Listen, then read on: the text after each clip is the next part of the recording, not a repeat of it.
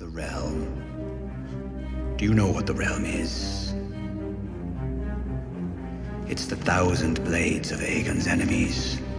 A story we agreed to tell each other over and over till we forget that it's a lie.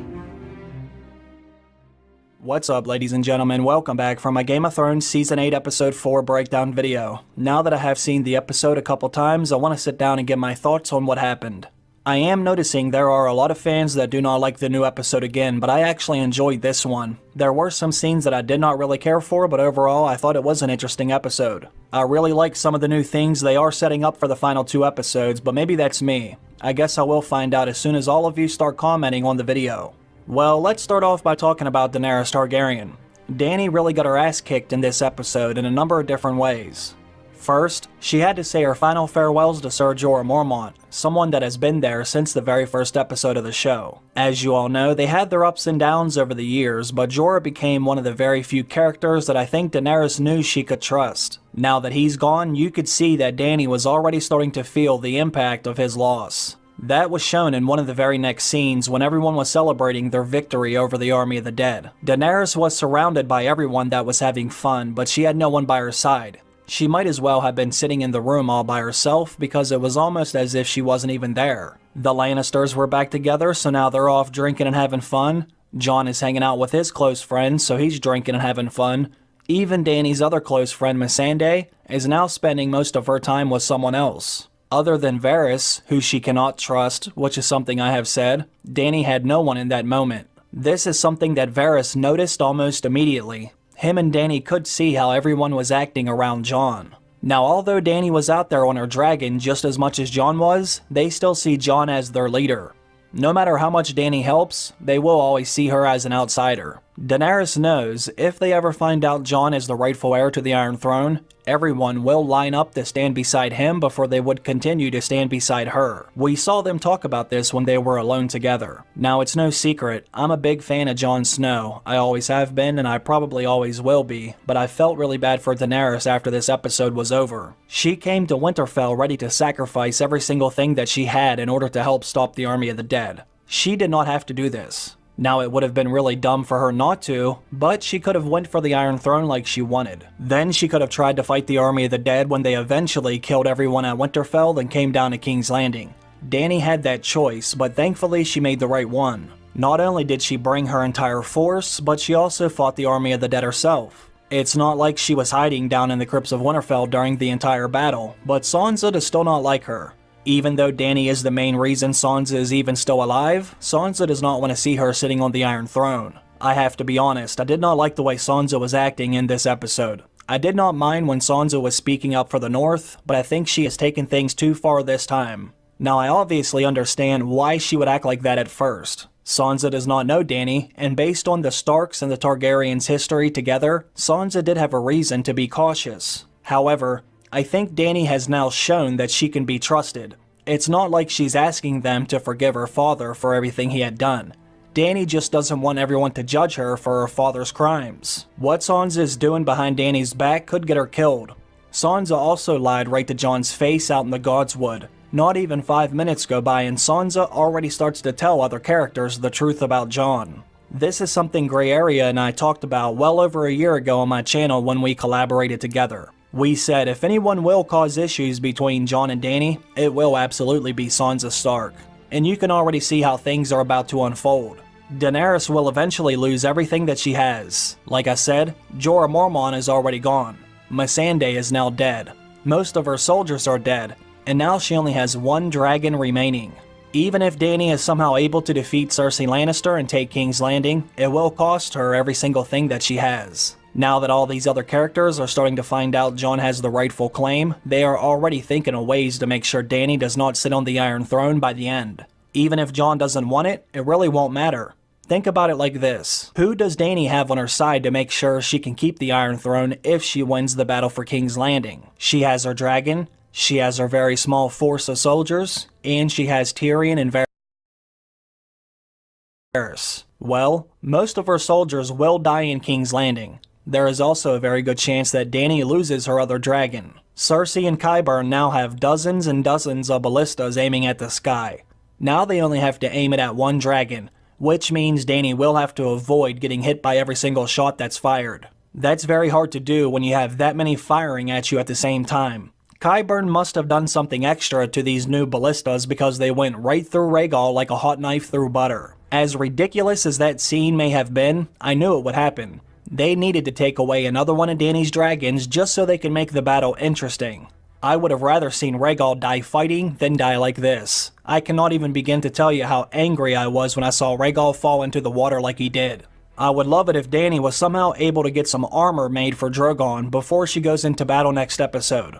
So if Dany ends up losing the rest of her soldiers and her other dragon, all she would really have left on her side is Tyrion and Varys. Well, as you can see in the episode, they're not about to be on her side for very long, especially when she starts to burn King's Landing down to nothing but ash. We have already seen what Varys is ready to do. He's already thinking about having Dany murdered. Now most of you should have already seen this coming. I have been predicting this in my videos for quite some time. They really started to foreshadow this betrayal during Season 6.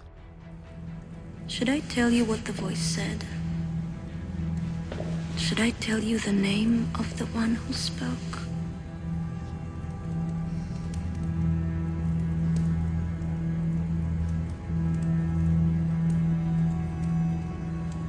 We serve the same queen. If you are her true friend, you have nothing to fear from me. I recently made a video where I said I think Varys and Tyrion will betray Daenerys together, mostly because these characters are always together, and they have been this way ever since they left King's Landing back in Season 4. Varys is already trying to convince Tyrion that Dany is not the right one to stand behind. Sooner or later, both of them will turn their backs on Dany. This will most likely lead to them getting killed. We already know Varys is meant to die by the end of the season. Melisandre and Kinvara foreshadowed this.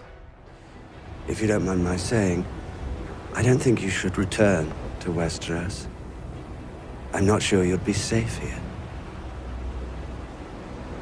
Oh, I will return, dear Spider.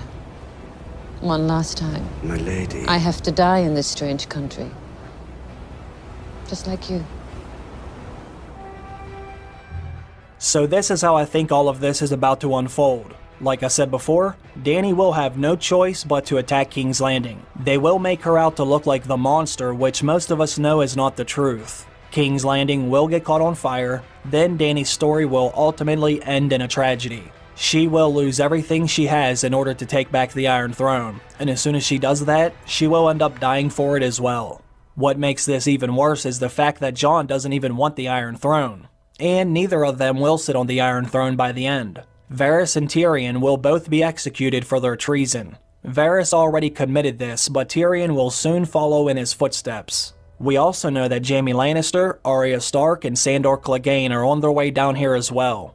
This is how they will end up getting to Cersei Lannister. I made some videos about this already, but I think they will find a secret way to get into the Red Keep.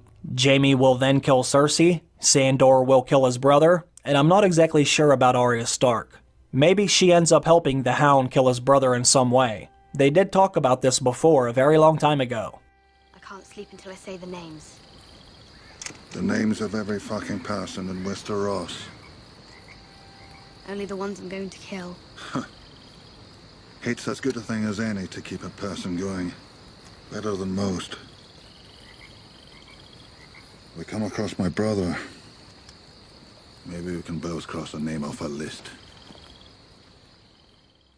This was foreshadowed several times in the last episode. Sandor Clegane will not be able to rest until he knows his brother is dead. We will absolutely get Clegane Bowl next episode. Now, Jaime did make it sound like he needed to be with Cersei, but I think he will be the one to kill her. I'm thinking that maybe he said all of that to Brienne just to make sure that she did not try to follow him. I'm not exactly sure, but there is no way Jaime falls back into the same trap. His character has come too far to do that again. I also think there is a reason why Cersei talked about the baby in front of Euron Greyjoy. That has to be setting up something for later. Now, Euron should know that baby is not his. Cersei just told him about it in that episode, but when Tyrion shows up to talk to Cersei in front of the gate, he somehow knows about the baby already. How would Tyrion know that Cersei is pregnant when Euron just found out himself? I think when Jaime shows up to kill Cersei, he will most likely say something to Euron. That is, of course, if he has the chance. Jaime could be the one to kill Euron, but I could also see him getting killed by Dany's dragon. Either way, they will all end up dead by the end of the battle. Now, you know who I think ends up with the most power in the end?